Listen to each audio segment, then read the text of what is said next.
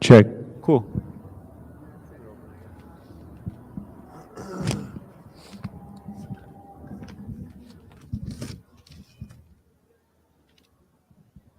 All right, welcome everybody. My name is Bliss, Andrew Ardenski. I'm here to talk to you guys about Hempcrete construction.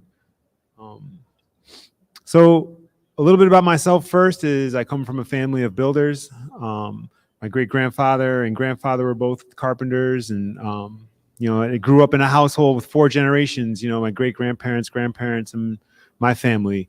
During that time, I was really fortunate to have the ability to see these guys and how they approached life and how they thought about things. A lot of toys we played with was stuff we made, old piece of wood, and some bands from the vacuum cleaner made a rubber band gun, or we made whistles out of peach pits. They were just really creative people and really like sunk into me and who I am and how I approach the carpentry that I do today. They really planted a seed for me. So growing up, I was always tinkering with stuff, and I was a skateboarder, and we would build all sorts of ramps in the backyard. I mean, at one point, I think my parents' house had 3 ramps like this. We'd find old parking lots and build whole skate parks for ourselves and stuff. And that was really like my first real building stuff. Tree houses, forts, and stuff like that, and skateboard ramps. And it really just my passion to create was really born from that. So then, years and years later, I ended up doing carpentry professionally, where I worked with a timber frame company doing post and beam type construction.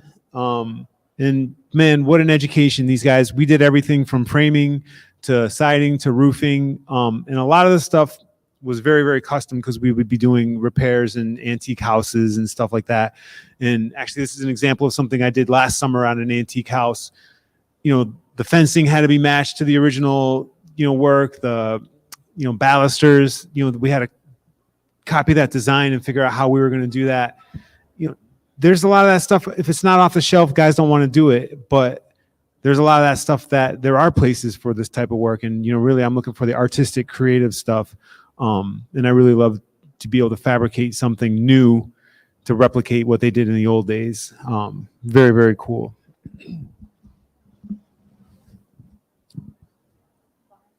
Yeah, no, we're going to move on. I became interested in natural building while living in Portland, Oregon. At that time, they were doing village building convergences where, the whole citywide would have huge projects based on natural building. So straw bale construction, cob construction. And I don't really think at that time I was exposed to hempcrete, but cob was really big on the West Coast. It was very, very cool to bring citywide community together, and really like struck something in me where, in the commercial world of building, everything is very angular, very accurate. And it seemed to me like in the natural building world, it became a lot more loose and more a piece of sculpture. So, you could take a cob wall and shape a dolphin that's holding up a roof rafter, and it's like a piece of art. That really, really got me excited about the possibilities of natural building construction.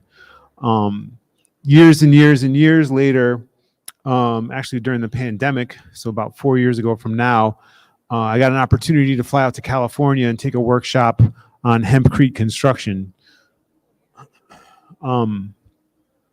When I started learning about hempcrete, it really got me excited because there's an insulation value to it. It's a natural product that's grown in one season. We can use it right away. And when I found out about the class, I was like, man, I really think I should be here to take this class. So Haven Earth, they were given the class, and Paul River Richardson was the one leading the class. He had just gotten off building this house here up in Northern California for HGTV, showing building with hempcrete. And he was he's like Johnny Appleseed. He was touring the country, giving workshops, training people to work with hempcrete. And so I took his California class, flew out in the middle of the pandemic, And people were like, don't travel, don't do this stuff. Flew out there, met up with these guys, and we did the first build. And a lot of times, the workshops, things aren't always ready in the way you think they're going to be ready. Since we were flying across country, I'm like, well, let's leave early. We'll stay, a couple days beforehand or whatever, and, kind of get the lay of the land and whatever. We showed up, there's supposed to be a framed building on site, and all they had was like a cement pad. It was like, nothing was ready to go. And, these guys are running around frantic, trying to get everything together. And so I just was like, hey man, not for nothing, I'm a carpenter. I'm happy to jump in and help out wherever I can. So they're like, okay, here, frame this round building. So we ended up having to build that frame quick before the class started. Haven Earth is a very, very exciting group. River is big into intentional building, placement of buildings in the landscape, how it accentuates the landscape or how it takes away from the landscape. And on this particular build, he had brought in some Indian temple designers to help for the placement of the actual building and for the orientation. Ayurvedic form of building, and there you go, right there, yep.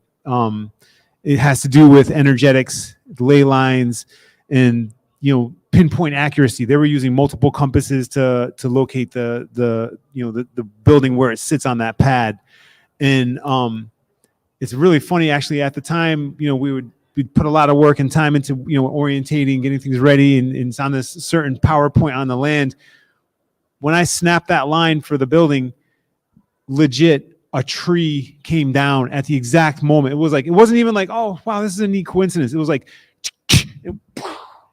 that immediate happened. I mean, it just really amplified to me the energetics and working with energetics and what we can cultivate. You think about, you walk into a church and it's like, oh, it feels so great. The building, you see these beautiful arches and stuff. Well, they're designed in that way for a reason, to amplify the energy that's being put. And so, that's a lot of what is going on in this build right here. The Vastu energetic design, frequency and all that stuff. So, River and I ended up really becoming, go back to some of the pictures of River. Yeah. River and I ended up really becoming good friends on this build. And then they came east to give some workshops, and, River called me up. He's like, yo, come out here and frame this up, and, we can be a part of the workshop. And, we did that for 1, 2, 3, 4. They were doing a build in Hawaii. He was like, come to Hawaii. We're doing this build. Unfortunately, with my work schedule, I wasn't able to take the time off to go to Hawaii at that time. But then they ended up flying me down to Texas and hired me on as a teacher builder. So, we gave framing class, and then we did a Hempcrete class. So, for all the time in workshops, I ended up getting certified as an instructor builder with Haven Earth.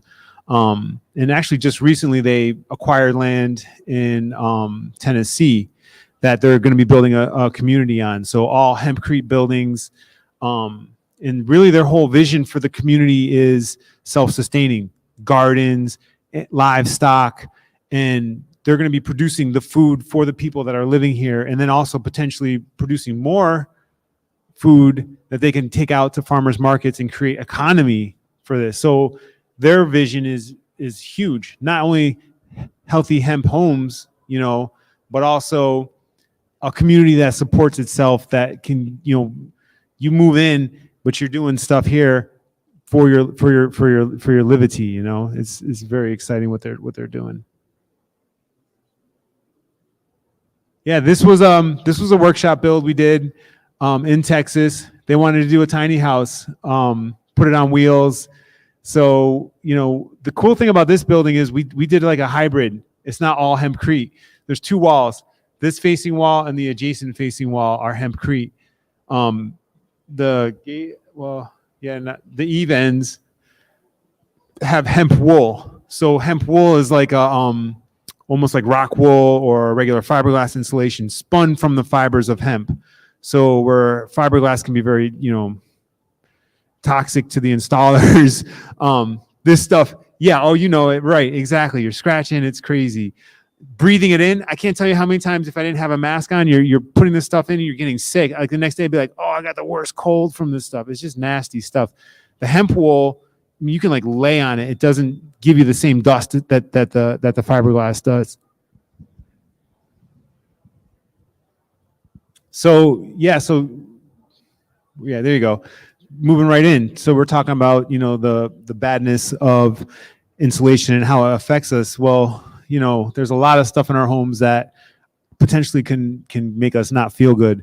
You know, what's your enemy of your home? The biggest one is water. I mean, ever since the first shelter was probably built, we've been trying to move water. You know, you put fans on, you know, fan leaves on the roof to try to move it. You know, then we did clay tiles. You know, we've been really, really good about creating spaces that are comfortable, that are dry, that are heated, that are air conditioned. But if we can't mitigate that water, what happens? We get rot, we get mold, and people are sick. And a lot of times people are sick and they don't even know. They're thinking, oh, I just got bad allergies. And then somehow they discover maybe a renovation, there was a ton of black mold in the wall. I mean, I'll do a bathroom remodel and I'll pull the sheetrock off the wall, and it's more common than not, the insulation is messed up. The walls are black. We're having to now, you know, bleach them down and remediate that mold. It just happens, you know, moisture, it just happens. And how many times have I opened up an antique house, timber frame, and, you know, this hollow wall, you open it up, there might be water damage, but there isn't the mold. So it's a lot of times I'll open up a house built 70s, 80s, 90s. You know, we have all house wrap, we have all these layers of protection. Well, let's say water came in your roof, it somehow got behind the siding and traveled down your wall, and then it finds a place to pool up. And then, you know, I go to take a piece of trim off and I'm like, oh, that plywood feels punky. And then you do a little more exploration, that whole wall is rotted. You take that plywood off the wall, all the framing members are rotted. And now you're having to reframe this stuff, because what happens is water will get trapped, has nowhere to go, has no way to dry out. And then you're just like, well, what do you do with it? You just repair it and you do your best to find where it's coming in and seal it up. What I really love about Hempcrete is its ability to mitigate water. So hemp is like super, super absorbent. So let's say it's on the outside of a building, water's coming, wind driving rain, your wall's wet, and you're like, oh my God. Well, the hemp's gonna pull it into the wall. And then on a drier day when it's not raining, that moisture can travel through the wall. It's a breathing wall. So it can take on moisture and release moisture. Super huge. And the fact that it's a breathing wall also contributes to air quality inside your building. So air passes through here. There's, you know, lime is part of this mix. Lime can purify the air as the air is coming through it, you know, ionically charging it, and then it's like an air purifying system. Hemp also has a R value to it. So every inch of hemp, you get about R2. So let's say you have a 2x6 construction is very common. So we're going to add 2 inches to the outside, 2 inches to the inside, 5, 6, 7, 8, 9 inches of wall filled with hemp. You're looking at R18, but it's a biomass wall. So it's completely filled. So this wall heats up as a whole wall, and then will radiate heat. Becomes like your whole house becomes like radiators, and it also does the same thing for cooling. Once this is to a temperature, it gives and takes that temperature off of it. You turn off the heat in your house, hollow wall, fiberglass insulation, it's not staying warm very long. And you get the thermal bridging. So on a common house, there's plywood right here. Then there's cladding. That gets cold, that freezes. This 2x4 that's touching everything now becomes a radiator of cold into your house. Even though this is filled with fiberglass and you're like, oh, I got R20 in here, great. This is like R0. This is like conductor. So cold air is coming through and you go to your wall and you're like, man, how come my wall feels a little cold? Well, thermal bridging, so totally encapsulating the frame helps prevent some of that from happening too. What else we got? It's fire resistant. Man, we've done walls where we build like a demo wall, get like the big old blowtorch, and we're like,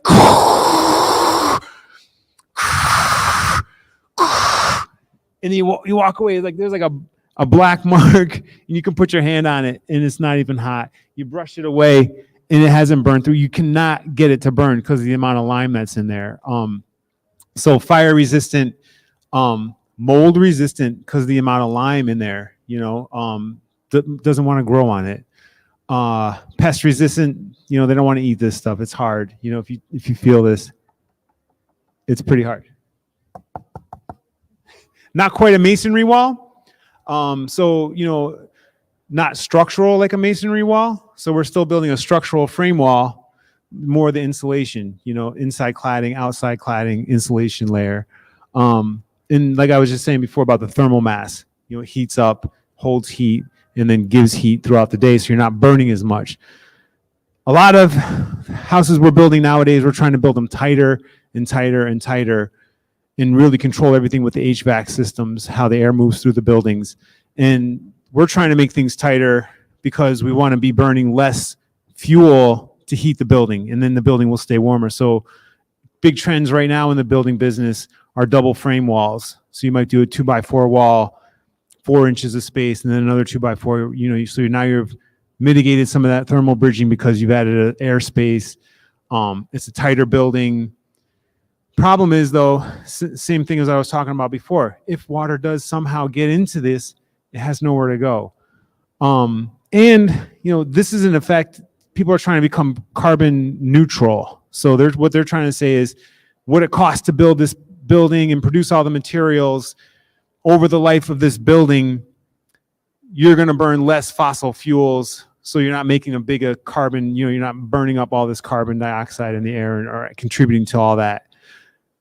Hempcrete happens to actually be carbon negative. It's carbon sequestering. So in the hemp plant itself, the lifespan of the hemp plant, the plant pulls in more carbon dioxide from the atmosphere than it takes to process it for fabric, for building materials, for fuels. Also, I use a type S hydrated lime. So Portland cement works with a chemical reaction, and you get this hydraulic set. So you add water to it, heats up, and then it cures really, really quick and gets very, very hard fast because of the temperature that the lime is fired at, plus other additives. Type S hydrated lime works more of a recarbonization process. So when you pulverize the lime and you burn it at a lower temperature, it absorbs water in a different way. And then when it gets that water, it recarbonizes with the carbon in the atmosphere. So it pulls carbon in the atmosphere to recrystallize itself back to its solid state. It takes about an inch, a week per inch for the wall to cure, for me to be able to go put plaster on it. Further than that, weeks, months, years, it's still recarbonizing. It's still pulling carbon from the atmosphere to get harder and harder and harder. I mean, you look at like Roman cement, stuff in Italy that was done with plasters and this type of natural cement, it just gets harder. And it's the same thing is true with regular cement too. The longer it sits, the harder it gets, the stronger it gets. So over the lifetime now, this thing is pulling more carbon from the atmosphere. The whole time the building's alive, it's just sucking in carbon. So it's just like a vortex for this carbon footprint where everyone's worried about being carbon neutral. This is carbon negative. It's just pulling it in.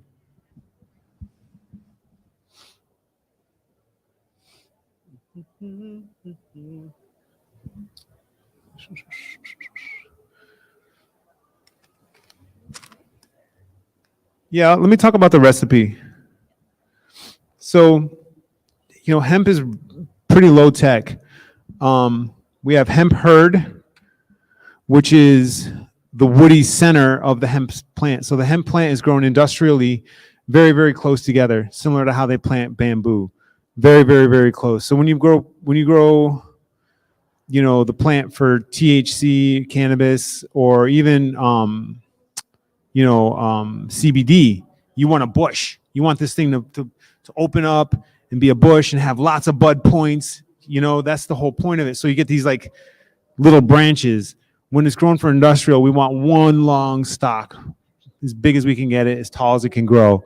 And then, so you plant it very, very close together, grows up, harvest it that year, and it gets decorticated. So what that means is they break the plant open, pull out all those stuff that they use for fiber, have machines that can collect the dust that can now get processed into oils and plastics. And then the hurd is the leftover byproduct, the woody center, and that can get pulverized into wood chips. Excellent for animal bedding because of the absorbent factor of this, and then also really great application in our hempcrete. So the hemp hurd is part one. We mix that with a little bit of water to hydrate the hemp. So if you don't hydrate the hemp first, it's going to pull water from your mix faster than you want it to. So you hydrate your hemp first. And then we add our lime. That's this next step right here. Mix all that together fully. Then we add more water. And then we ended up with it almost the consistency of oatmeal. But you can pack it. That's a ball right there. And then you just bounce it on your hand a couple of times. It'll break apart.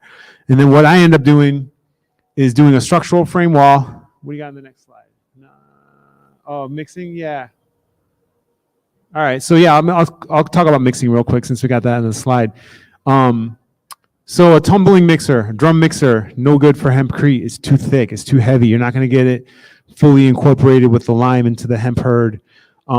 Those machines have a real hard challenge. Best we found for mixing is a drum mortar mix or like a big barrel tumbler, something that can move mass amounts and drop things in different ways. So this is us using one of the mixers right there. You can also hand mix it. So here's an example of a workshop we did. Put it on a tarp, put your hemp down, put your lime in, put your water. You just mix it. It's time consuming. It's a lot of labor. We're talking a batch. I typically will do 40 pounds of hemp, 50 pounds of lime, 11 gallons of water. So imagine you sitting here on a tarp, and that's like 6 cubic feet of wall. So, that's a lot of mixing. So the mixer makes a big difference, especially on job sites. And I've seen on bigger builds where you can get a mortar attachment to a skid steer and we'll drive it around the building so you can move it around so you're not having to run buckets. So then, what's your next slide? Okay, here we go. We take a wall, structurally frame, and we're going to build a form out of plywood, encapsulate it. And then we take the mixed hurd and dump it into the wall. That's what you're looking at, like down. This is the studs, and then this is our form. That gets dumped into the wall, inches at a time. I'm talking like 6 inches, 7, 8 inches. And then we take 2x4s and we tamp it in. Boom, boom, boom, boom, boom, boom, boom, boom, boom, boom. Add another layer, tamp it in. Boom, boom, boom, boom, boom, boom, boom. It's a lot of labor. When you talk about like, well, what does this cost? Material-wise, it's very, very, very similar to conventional building with the insulation, with the plywood, the sheathing, the outside cladding, sheetrock, all that material-wise, it's very, very close to what it would be for the hempcrete. Big challenge with the hempcrete is the labor it takes to install this. But on a lot of builds we'll bring in workshops. So I'll build a building and then I'll say, all right, let's hold a workshop. Let's get a bunch of people here on the weekend that want to learn about hempcrete. And then we can put more walls up quicker. Yep, that's cool. Yeah, we can put up walls quicker with a workshop. People are learning, they're experiencing it. Now you get to come in the building and actually feel, what does this hempcrete building even feel like? How does that make me feel? I can pass around some of this hurd if you guys want to check it out. So these are 2 different grades. One of them is a European, the finer one, and then this one over here on the left is one I got for a build last year from US. Big problem I'm seeing is you guys can see there's a big difference, right? The size of this versus the size of this. It makes a difference when it goes into a wall. This wall right here, I did with the European hemp. It locks together a lot tighter than this bigger stuff. This bigger stuff is perfect for animal bedding.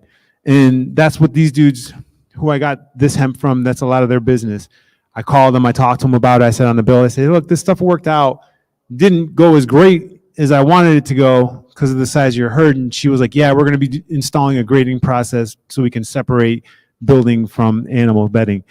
That's the biggest problem I'm seeing right now accessibility of materials. We can get lime everywhere. I mean, you can go to Home Depot and get the Type S lime, no big deal. Water, we can use any water, great. Where are we getting the herd? A lot of it's being imported from Europe. It's a huge carbon problem there, right? Because you got to ship it overseas. Some of it's coming down from Canada. Canada's been working with Hempcrete for a very, very long time. And we are getting US hemp being grown and being processed here. Grading is a big difference. We did a build in Texas and we wanted to show off, an application of it being sprayed into a wall. And so we built this horse stable and, we had it formed on one side and we have this, brand new machine from France. We have a technician that came with the machine to show you how to run it. And so great, we got this. And then actually we got the herd from Texas. There was their first run of it. So we're like, oh, this is going to be awesome. Pour it in the machine. The machine has a big hopper. It's got a different one for the lime and it like blows it in and it like mixes in the air, like atomizes in the air with a wire. It's like amazing to see this thing working. And it's like, oh, clogged. Fix the machine, adjust it. Oh, clogged. The problem was the quality of the hemp that they have in Europe is totally different than what we were using in the US, and the machine wasn't compatible and they were having a hard time making the adjustments. Not that we can't get there. It just is, we need to be there. In Europe, they've been using Hempcrete for a long time to repair these old buildings, and they have a lot more years of experience refining and working with and applying it than we currently do in the US. US, though, is gaining a lot of momentum with it. I've even seen it in some of the, more conventional periodicals talking about Hempcrete. It's now accepted in the IRBC, the International Building Code, for insulation value. So, we can go to our local building, pull a permit and it's recognized. You do have to do a little bit of legwork, though. You do have to educate these people a little bit because, yeah, it's in the IRBC, but now I got to go there and say, hey, it's in the IRBC, it's Hempcrete, it's a structural wall, but we're using it for this purpose. So, there is a ways to go before we're seeing more of this in the US, but it is gaining momentum fast. So, accessibility, quality, processing. Can you go back to the other one? Yeah, thanks. IRBC, and then the install, right? Install takes time. But like I said, with the workshops, it's bringing people together. It's like a modern day barn raising, so we're able to give a workshop. People are showing up. They're having a good time. This is a hexagon build we did in Texas. And, everyone's hanging from the roof. We're like, look at how strong the roof is, hang from the roof. This was my crew this year that when we were doing the install, we did an octagon house in Madison, Connecticut. Really, really cool. They're going to be using it for workshop spaces. So there'll be time to, come and check that building out if you guys are interested in seeing more of that. Yep. So this is some more of that Texas build.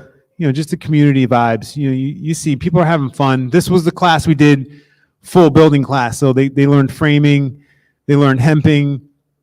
We talked about a lot of stuff. Gardening. It was like I think a month long. It was a big class. And a lot of people turned out for it. It was really, really good. What do you got on that one? Yeah, more community, just working with the people, framing up the building. These were cool because the property was like she was holding space for a lot of different types of buildings. This is a dome, Aircrete. They spray this. And then we did an addition to the Aircrete dome. So our goal was, Aircrete is cement. It's a non-breathing building.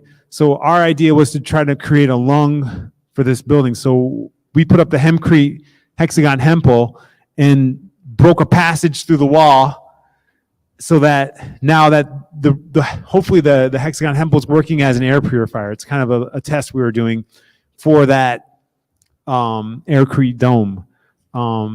Really, really cool. And that's the cool thing about it is it's still very experimental. Even though it's old technology, it's still very, very experimental. What else you got there? Yeah, we talked about that. We talked about installing. I really feel like the plant is calling us to work with it, medically wise, recreationally wise, industrial wise. It's very powerful. So we build up a wall. You see, we install it, keeps going up. Finally, you got this wall. Outside needs to be protected. It does need to be, it's not weather tight. So we'll do a traditional lime plaster, type S lime. So that same type of lime I'm using in the mix, I mix with sand and water and make a real traditional mortar. And then we plaster that onto the building. This is the first coat. This is just lime and sand gets this color. Apply it on with trowels, and then sponge it out. And then you can add colors to it. You have another picture?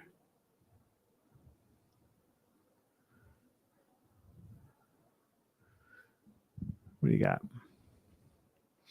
There you go. So this is the second coat. So the first coat was that kind of brown adobe vibe. They wanted it to be tinted. So I said, okay, cool. So we found, a natural tint using minerals, and we were able to tint the final render of it and apply that to it. And now you can get color to it. We've also done it in workshops where you add the same ingredients to actually the hemp hurd, and you can color the hurd. What's cool is you get all these different layers, right? You put this in, you tamp it, and let's say you did a red layer. You could do like a blue layer or a yellow layer and stuff. So you could like make a whole wall, which is cool. Is outside you're going to do something for a finish. You're going to do the blind plaster. We can build out a wall with air gaps so that it's still a breathing wall, and put clapboard siding on there. We could put vertical siding on there, like batten siding on there, and still be a breathing wall. Inside you could leave the hemp if you don't want to have the lime finish on the inside. You can leave the hemp, so you can color. We've done waves. Actually, is the Scotty's isn't on there? We didn't put it in there. Oh, so we did a build this summer, another workshop for building a Sol Viva design, and we colored the hemp, and it looks like waves the way we put it in and stuff. It's really cool, and I think the inside is going to look awesome when we're done. And they're still working on that right now. Just want to check time. 12:30. Okay, cool. I got a little bit of time. Good.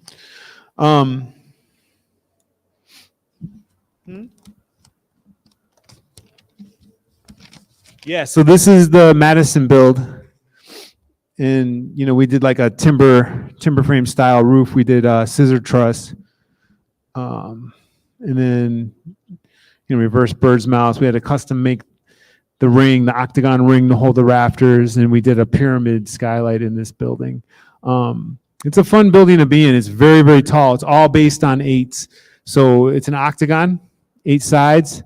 Each side is 8 feet wide and 8 feet tall are the walls, 8 inches thick.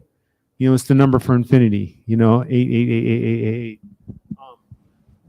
You walk into this building, legit, you can feel energy like spiraling up because of the shape of it, where it is on the land.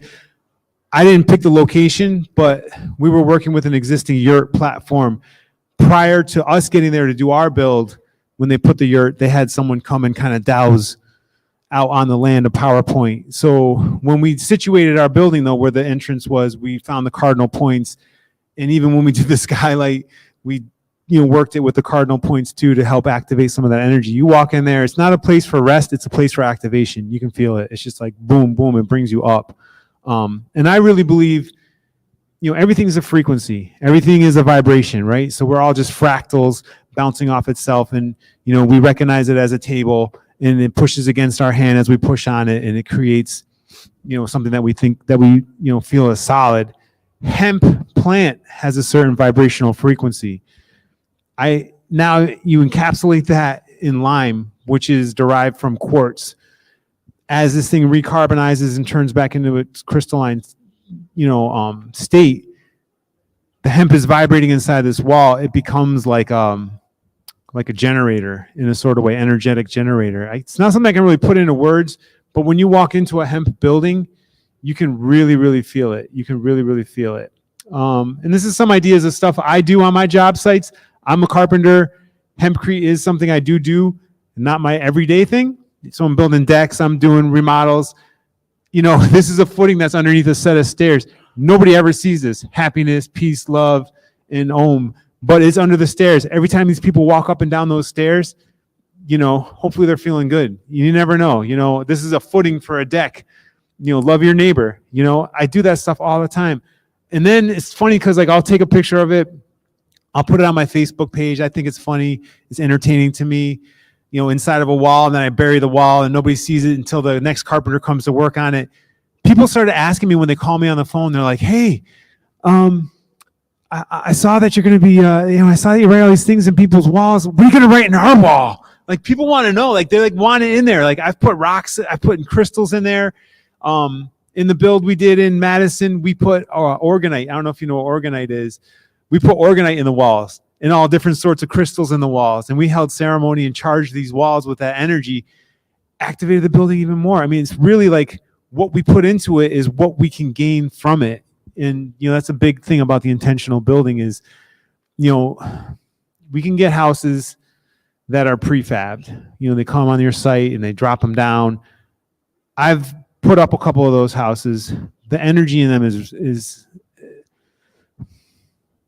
it's dead. Yeah, it's just a bad vibration. I mean, I've been in the rafters, because you got to raise the roof up and everything. You got to put all this, when it comes, it's all pulled down. You got to stand stuff up and add nailers and stuff. I found sandwiches in there. I mean, dudes just don't care. They're on an assembly line, and your job all day is pop, pop, pop, pop with a nail gun. And it's just that kind of mentality, that factoried out mentality. You get people that they don't care. They're running numbers. How fast can you build it? These buildings are cheap because of the productivity that they can put them together with, but you're also not getting any love, any special attention, any care. I see it even with buildings. A lot of drawings will come with like, trusses that are pre-manufactured and on site. Nobody wants them to take the time to cut a real rafter. Sometimes those things come bad, and you have now the contractor on the job site is trying to figure out how to amend the building to make this truss work, where I could have just done simple math and cut my own cut my own roof rafters. But you're losing that person's ability, to cognitively think about how to put this roof together. The carpenters, when they're happy and you put something up, you're like, yo, we did it. There's an energy there. People are excited. You're receiving that in the building that you're living in, believe it or not.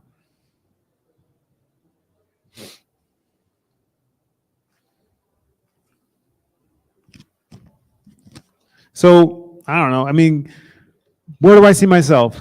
What do I want to do in the future? Where do I want to be doing? Personally, I'm a carpenter. I want to do art carpentry, put the art in carpentry. I want to do more, interesting buildings.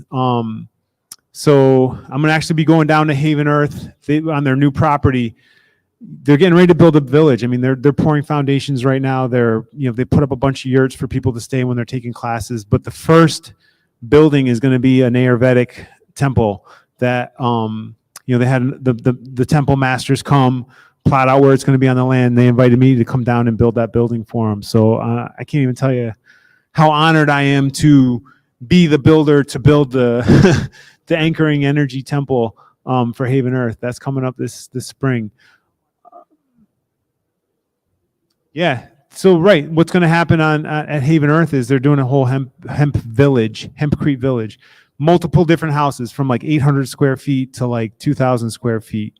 You can buy your house, you get a piece of land, designed by River.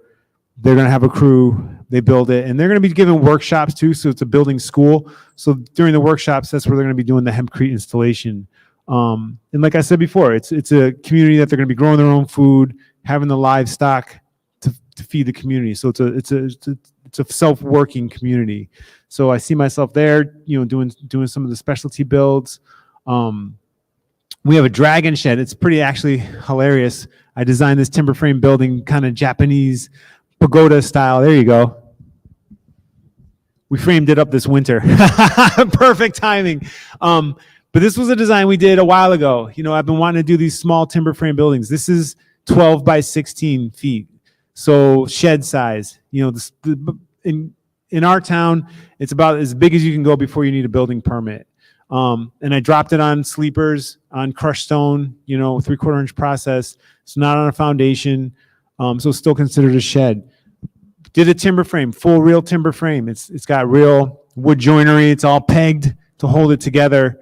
I started calling it the dragon shed. It kind of reminds me of a dragon, the way it's long and it's got this head and tail kind of thing. And then here we are, Chinese Year of the Dragon. We're putting the thing up. It's really, really cool. We're going to be in May doing a Hempcrete workshop for that. So people can come do take the Hempcrete class basically and, install it and then walk in the building and feel, wow, what does this thing feel like? So, try to move my business into doing more types of artisanal builds like that. What? Yeah, no, anyone can come and do it. That's the cool thing is because it's, super easy technology, super easy to put in. I mean, kids can do it. And the Texas build, I think we had a girl, she was like 14 years old. And she was having so much fun putting in the hemp, working with the wood, like, wow. And she felt like it was amazing. We watched her grow for the month that they were there when she was kind of shy and kind of like, yeah. And she came out of her shell more. Very, very exciting. So, doing more classes, I'm very excited about doing that. So we're doing the Dragon Shed class. We're doing the Haven Earth. And there might be another one in Canton actually coming up really soon. We're going to retrofit for a basement.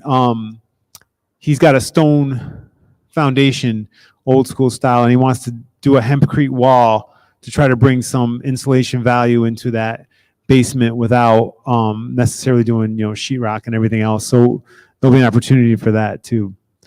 So that's moving into the future. So I don't know. We're about at the end of this thing, and I'm going to open it up for questions. If anybody's got any questions or want to know anything else, yeah, do it. That's all right. All right, so my question is, if I have a room that's in my house and I did DIY, I feel like I can get better climate in there. It's just I can't achieve it. Would this be something that you could retrofit into that room? Yeah, totally.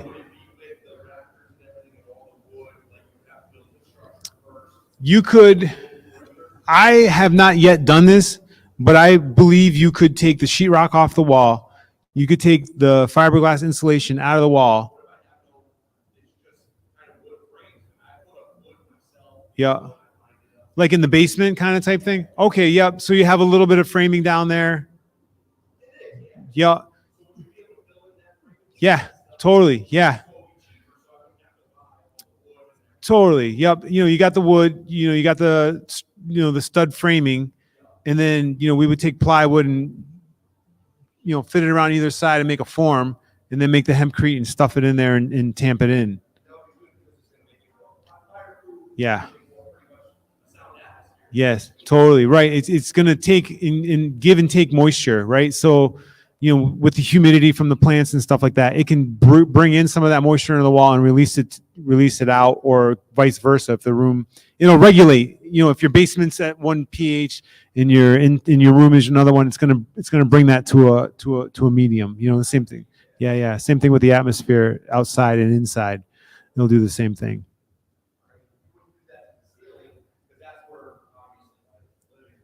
Yeah. You know what though?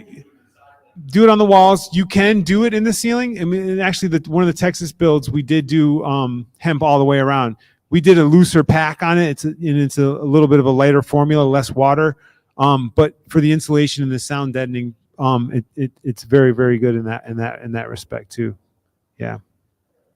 Yeah, and I'm excited to see, like, in our own house, I redid the front entrance, and I was like, oh man, I should rip this wall down and do a hemp wall. It'd be really cool. I didn't have any herd at the time, so I didn't do it, and it still might happen. But just to show a retrofit, I think there's a place for that. I definitely think there's a place for that. And anything to get the mold out of the houses, anything to get the house to breathe and work in a different way.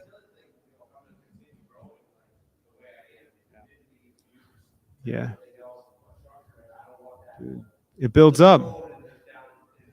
How many times you build a grow room and you got plastic stapled to the wall because of how much moisture is in there? You know what I mean?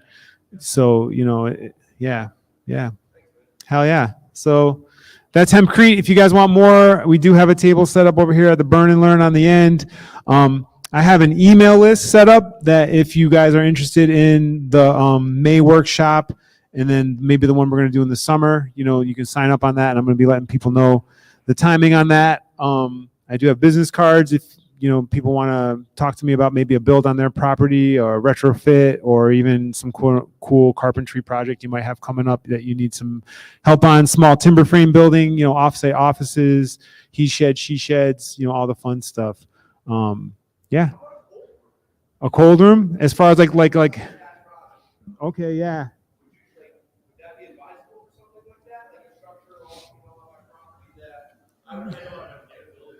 Sure. Yeah. It depends on the size of it. You could probably get away with or without a permit if you're running electric to it or whatever. Yeah. I mean, like, let's say you had like an apple farm and you needed a chiller room. I think it would be a great application for something like that. You're going to get the insulation value. It's going to mitigate that water that's going to build up. I mean, you can hack air conditioners to run cold. You know what I mean? So instead of like doing a whole like walk-in freezer, we did one for a flower farm last summer, and we hacked air conditioner so she can run it lower to keep it cooler in the room. So for the flowers. So there are definitely ways for that for sure. Yeah. Yeah. I mean, the possibilities are almost as big as you can dream. Yeah, exactly. Right. 8-foot octagon, it's about a little over 200 square feet, I'm going to say. Yeah. Yeah. It was a 20-foot yurt. We took down the 20-foot yurt, used the same pad, cut the octagon onto the pad, and then erected the building on that. Yeah. That was a really fun one. Yeah. So that's it. I'm Bliss. Nice to meet you guys. Thanks for being here. Big up on cannabis, big up on Mohegan Sun for holding space for us to come together and talk and be open-minded and share ourselves with each other and, more of it. Let's see it happen more, and let's let hemp and marijuana change the world. It really can. So, yeah. Thanks so much, everybody.